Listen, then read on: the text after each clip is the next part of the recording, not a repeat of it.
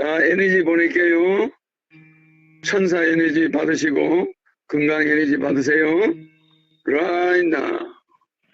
제가 그분 참 존경합니다. 허경영 본자라고.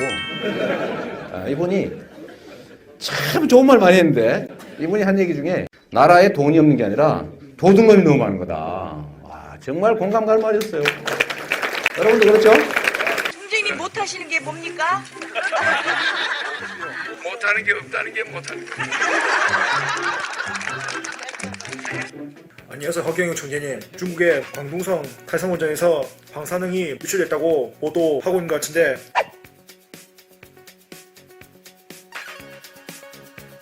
허경영 총재님께서는 탈산 원전 방사능이 한국에 오는 것을 어떻게 막으시게 되실지를 저는 허경영 총재님의 고견을 듣고 싶습니다. 강령하십시오, 허경영 총재님. 중국 원전이 바닷가에 많이 있죠? 그리고 어디 쪽으로 있죠? 우리나라 쪽으로. 우리나라 쪽으로 중국의 동해바다가, 중국은 동해바다밖에 없어요. 중국의 동해바다 쪽에 원자력 발전소가 전부 집결되어 있어요. 우리는 남해바다에만 있죠? 남해바다에도 있고, 우리는 동해, 서해, 남해 골고루 흩어져 있는데, 중국은 그렇지 못하니까 우리 남반도 쪽으로만 핵발전소가 집결해 있어요. 그래서 저게 언제든지 폭발할 수 있다고 보죠. 그러나 국제원자력기구는 저 핵발전소들을 감시하고 있어요. 여러분들이 걱정 안 해도 돼요. 일본 원전이 잘못된 것은 바다가 갈라지는 바람에 일어난 거죠. 해일 때문에. 그거는 천재지변이에요. 인재라고 볼 수가 없어요. 천재지변이니까 일본 국민들도 그걸 담담하게 받아들여. 누구 책임으로 돌리질 못하고. 기존 원자력 발전소가 고장이 난 건 아니에요. 알겠죠? 그러니까 중국의 원자력 발전소가 폭발한다면 반드시 우리나라 쪽으로 영향이 오지. 그러나 그보다 더 피해보는 곳은 어디예요? 중국 동해안이 싹 피해를 봐버려요. 한국으로 오기 전에 기후가 어떻게 되느냐 따라서 중국 본토가 피해를 봐안 봐? 중국 해안 일대가 피해를 보겠죠? 그런 일이 있을까 없을까? 저기 우리 원장님 일이 나와요.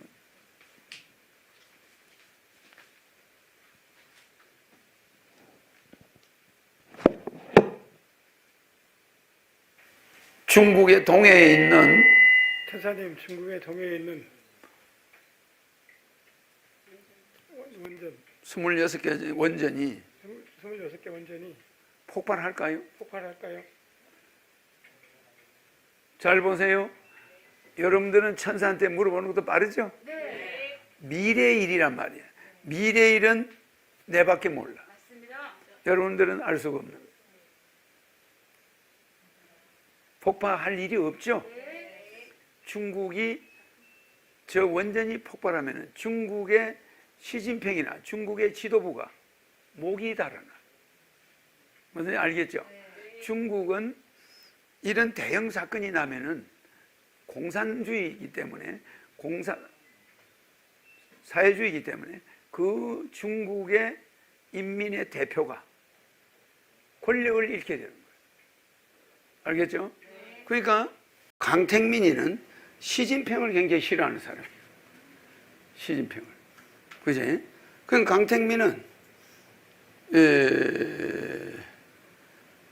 이 후진타오, 이 강택민은 후진타오한테 권력을 주고 싶지가 않았는데 이 후진타오한테 권력을 줄 때 상하이파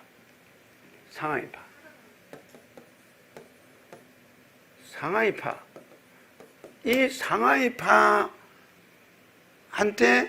이게 자기들이 상하이파야. 그래서 이 상하이파와 이 시진핑은 무슨 파예요? 태자당이에요. 이거는 태자당 파인데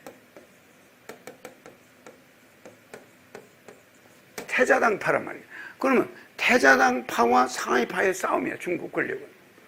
그런데 만약에 핵발전소가 문제가 탁 생기지.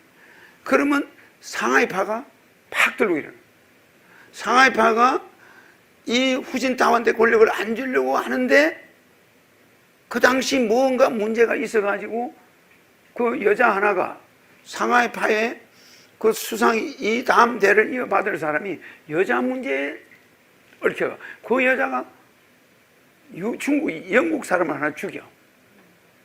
치정관계가 있었어. 그래가지고 이 강택민의 후계를 받을 애가 후계를 못 받고 이 사람이 받아버린 거야. 인민대의원대회에서 이게 그러니까 중국에 있는 이 8,888만 명의 공산당이 이 피라미드형으로 생겼는데 8만 명의 공산당원이 있어요. 공산당원이 1억 명이 안 돼. 이 사람들이 15억을 끌고 가는데 여기서 3,000명의 인민대의원이 있죠. 2,000명의 뭐가 있어요? 정협위원이 있지. 인민회원이 있지.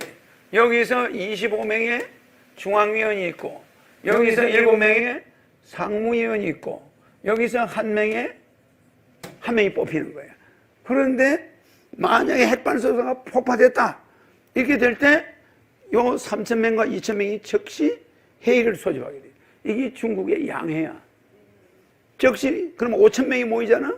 모여가지고 중앙위원을 바꿔버려. 그 중앙위원이 바뀌면은 상무위원이 또 중앙위원이 상무위원을 바꿔버려. 상무위원이 뭐예요? 시진핑이가 옷 벗어야 돼.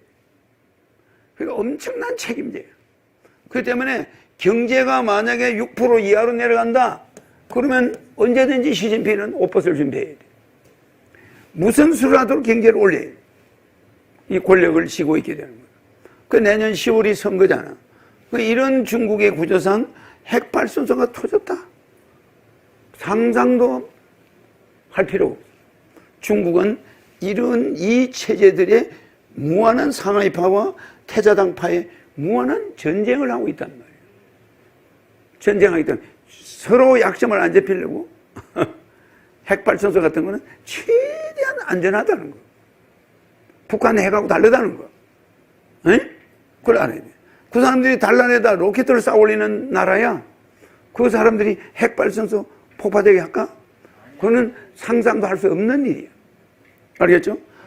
이 사람이 지금 계속 집권을 언제까지 하느냐?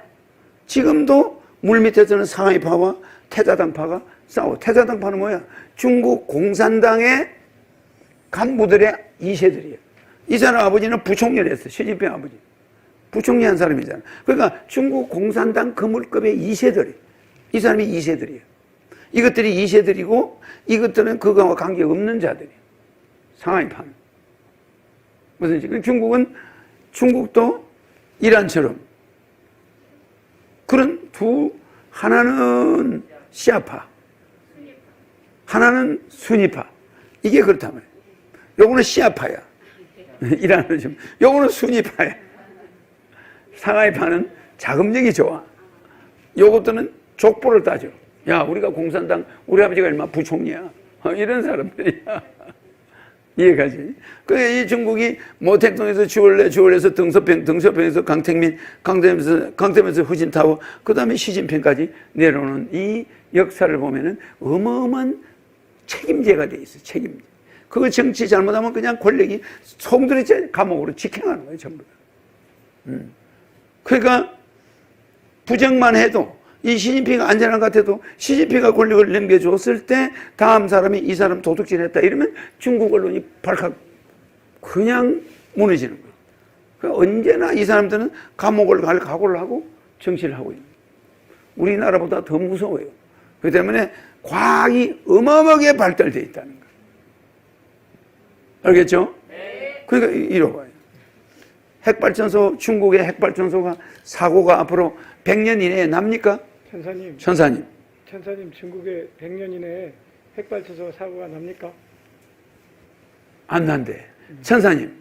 한국이 100년 이내에 핵발전소 사고가 납니까? 한국의 핵발전소가 100년 이내에 사고가 납니까? 안 난대죠. 이런데 우리는 핵발전소를 만들 수 있는 기술을 노하우를 가지고 있는데 왜 핵을 통제하고 있냐 이 말. 무슨 그냥 태양열사하면서 그냥 그 중금속에 우리나라 전체를 오염시키고 있냐 이 말. 그래 안 그래요? 핵 발전소를 수출하고 핵을 안전하게 쓸 수 있는 시대가 왔어. 그리고 앞으로는 미래의 작은 태양을 개발한다. 그것 자체도 핵 발전소의 일환이야. 모든 에너지는 그게 가장 청정 에너지. 후쿠시마 원전 폭발했다고 핵이 전부 위험하냐? 아니다 이 말이야. 알겠죠?